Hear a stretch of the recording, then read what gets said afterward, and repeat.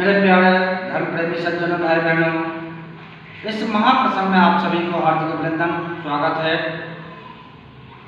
Arun Kumar U@MHG channel में आप सभी को स्वागत है। आइए हम सभी समझते हैं कि हमारा जीवन यदि किसी को दुआ लग जाता है तो कार्य बनते बनते बिखरते बिखरते बन जाता है और जीवन किसी भी दुर्घटनाओं से सुरक्षित बच जाता है। यह दुआओं का शक्ति है। जहाँ दवा नहीं कार्य करता है वहाँ दुआ कार्य करता है। लेकिन इसके उल्टा बददुआ ता जीवन पीछा नहीं छोड़ता है। हम यदि किसी के साथ कुकर्म करते हैं या किसी के साथ ऐसा कोई कार्य करते हैं जो अदृश्य होता है, उस थोड़ा क्षणिक के लिए हम उसको बेवकूफ समझ लेते हैं और जो कोई नहीं देखता वह ईश्वर देखते हैं। उस कार्य के प्रति हम अपने आप को तो सजग और होशियार जरूर थोड़ा देर के लिए मान लेते हैं, लेकिन उस कार्य के प्रतिफल जीवन में बहुत बड़ा भयानक भुगतना पड़ता है। आइए इस कथा को हम लोग थोड़ा से प्रसंग के माध्यम से समझते हैं। कहा जाता है, विद्वानों ने कहा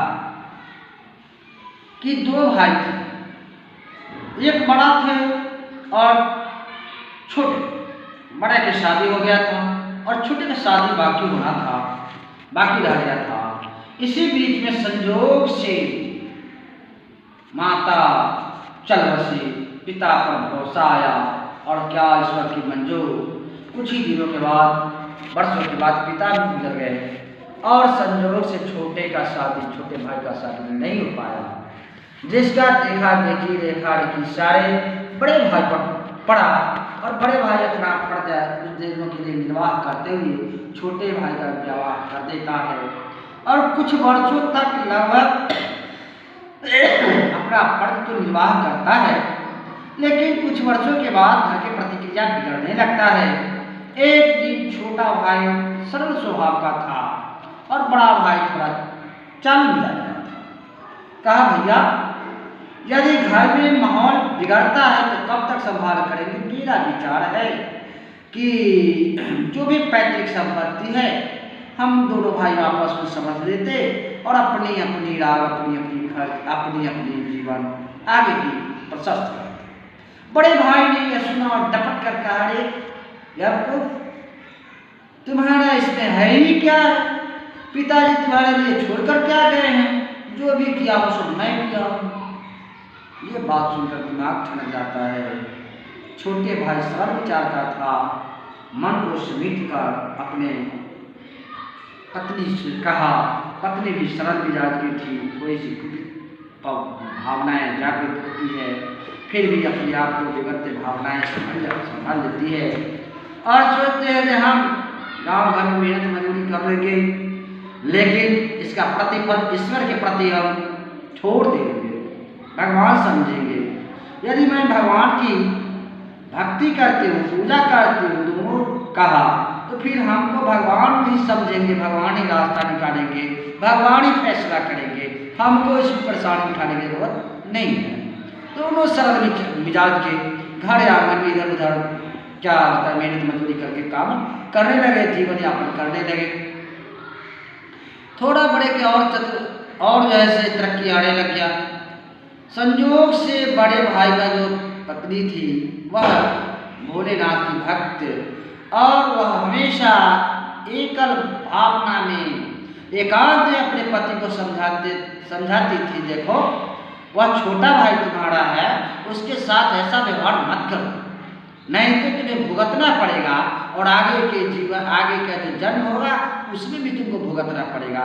कर्म का मार बड़ा डंडे का मार से भारी होता है, इसलिए तुझे हर हालत में भुगतना पड़ेगा। लेकिन पति कहता उसका, चुप पगली कहीं का, हम मरते हैं बाल बच्चे के लिए, हम मरते हैं तुम्हारे लिए और तुम मरते हो उसके लिए, कोई बात नहीं है। लेकिन ईश्वर की लीला ही कुछ और होता है, कुछ ही दिनों में, कुछ ही महीनों में उसकी पत्नी जो बड़ी थी वह भी मर गई। और धीरे धीरे समय बीता और समय के आधार से यह बड़े भाई जो था वो भी मर गया। और इस बीच में भाई के जीवन में ही वह व्यक्ति जो छोटा भाई था उसी के घर में, उसी के खेत में काम करता था, दूसरे लेबर को देता था 100 रुपया, तो इसको 60 रुपया देता था। उसी में वह खुशी खुशी जीवन जीता था। लेकिन संयोग ऐसा होता है, जब भी ये व्यक्ति मर गए और महिला भी मर जाती है, महिला राजघराने में जाकर फिर पुत्री रूप में जन्म लेती है और ये बड़द रूप में चला जाता है, बड़द के तन में चला जाता है। ये कर्मों के आधार से इसकी जन्म बैल के रूप में होता है। अब थोड़ा सा जो है खेत बताया जब बचा तो छोटा भाई सोचा जब खेती नहीं हो रहा है तो अब जो है बैल खरीद लेना चाहिए ताकि काम आसानी से हो सके। संयोग से जब भी बैल खरीदने गया तो वही बैल खरीदा कर आया और वह भी ऐसे काम खूब खाता था, लेकिन हल खींचने का नाम नहीं लेता था। एक दिन चिलचिलाती धूप में, लेकिन धूप में देखता है कि बैल जो है खेत में पड़ रहा है और हलवा परेशान हो रहा है, लेकिन हल नहीं खींच रहा है। एगो जो बैल था एगो से क्या हल खींचा था। संयोग से वह राजकुमारी की डोली उस होकर जा रही थी। डोली में बैठी राजकुमारी अंतर्दृष्टि से समझ गया कि वह बैल कोई और नहीं है, वह मेरा देवर है और बैल वही मेरा बैल का पति है, जो कर्महीन था, जो बेईमानी करता था, जिसको मैं चिताता था, वही जैसे अपने कर्म के आधार से बड़द बनकर बैल के तन में आया है और उसको भोगने और कर्म सधाने के लिए आया है। लेकिन वो अब भी सधा नहीं रहा है। आया महिला आई, डोली को रोकी और कहे जे डोली वाले थोड़ा डोली रोको, मुझे थोड़ा कार्य है। और जाकर बैलों के कान में कही महिला कि है तुम मुझे नहीं पहचानती, लेकिन मैं तुझे पहचानती, तुम कौन है। उस तन में भी था तो मैं तुमको चेताया समझाया कि भाई से बेईमानी मत करो, भाई को जैसी इतनी हिस्सा मत खाओ, लेकिन उस कर्म के आधार से तुम बैल की योनि में आया है और वही कर्म भोगने और सधाने आया है, फिर भी नहीं सधा पा रहा है। मेरे पति तुम उस समय नहीं संभला, अब भी नहीं संभलोगे, अब तो इस बैल के तन में नहीं संभलोगे तो कुत्ता की योनि में जाना पड़ेगा और तब सधाना पड़ेगा, इसलिए अब भी मौका है, संभल जाओ। अब इतना बात कहा, बैल जैसे फड़फड़ा के उठकर काम के लिए तैयार हो जाता है, समझ जाता है और अपने देवर से कहा जाए तुम नहीं पहचानते, तुम मेरे देवर हो। और इससे पहले मैं पूरी कहानी कहा, फिर जैसे गोली पर्वत चलते बना। इधर बैल जैसे बड़ी आसानी से सहजता से खींचने लगा। चलते चलते वह महिला ने भाई से, उस देवर से कहा कि देखो ये तो है तुम्हारा भाई ही, लेकिन इस पर ख्याल रखना, डंडे मत पीटना, मत बरसाना, ये तो मेरा पति, इससे पहले वाला जो है ये जो है अपने कर्मों के, तुम्हारे बेईमानी के कारण ही भगवान ने इसको इस तन में तुम्हारा कर्म भोगने के लिए और सधाने के लिए भेजा है। अब यह काम करेगा। अब मैं कह दिया इसको मेरे धर्म पड़े में सज्जन भाई बहन। जब भी चलने लगा तब वो उस दिन से बैल कार्य करने लगा। और इस माध्यम से हम समझते हैं, इस प्रसंग के माध्यम से, कि मुझे किसी के भी कर्म खोटे, किसी के साथ हिस्से की बेईमानी करते हैं, किसी के कर्मों की बेईमानी करते हैं, तो उसके भुगतने के लिए कोई बदलते योनि में आकर जन्म धारण करना पड़ता है, शरीर धारण करके, और उसके जो हिसाब और लेखा जोखा, कर्मों का जो लेखा जोखा होता है, उस कर्म का लेखा जोखा चुकता करना पड़ता है। मेरे धर्म प्रेमी सज्जन भाई बहनों, इस प्रसंग को ज़्यादा विस्तारित रूप न देते हुए मॉर्निंग धीरे धीरे विराम की ओर जाएगा। एक शब्द से और संबोधन करते हुए धीरे धीरे विराम की ओर जाएगा। आइए समझते हैं। एक जंगल से होकर एक व्यक्ति पास हो रहा था। जंगल में आंधी हो गया। संयोग से उसके गले में वह तबला बजाने वाला, गाने वाला व्यक्ति था। वह जंगल की झाड़ी से झटाझट ढोलक पर आवाज लगता था और आवाज देता था, जिससे भय बढ़ता था और लगता था कि कोई पीछा कर रहा है। उन्होंने कहा कि अरे अरे तबले को तो बंद करो। कहा जब मेरा कोई दोस्त नहीं है, दोस्त तो इस तबले का है जो झाड़ी में टक्कर खाकर ही आवाज लगाता है।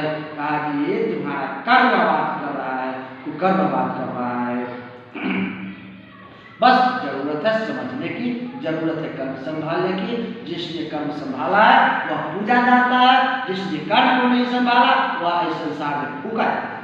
हमारे राम आज पूजे जाते हैं, उतना विद्वान, उतना सहशक्ति, मर्यादा पुरुषोत्तम श्री राम भगवान आज धर्मशास्त्र जब तक सूरज चल रहेगा, भगवान का नाम अमर रहेगा, शक्ति उसमें बड़ी बड़ी रहेगी।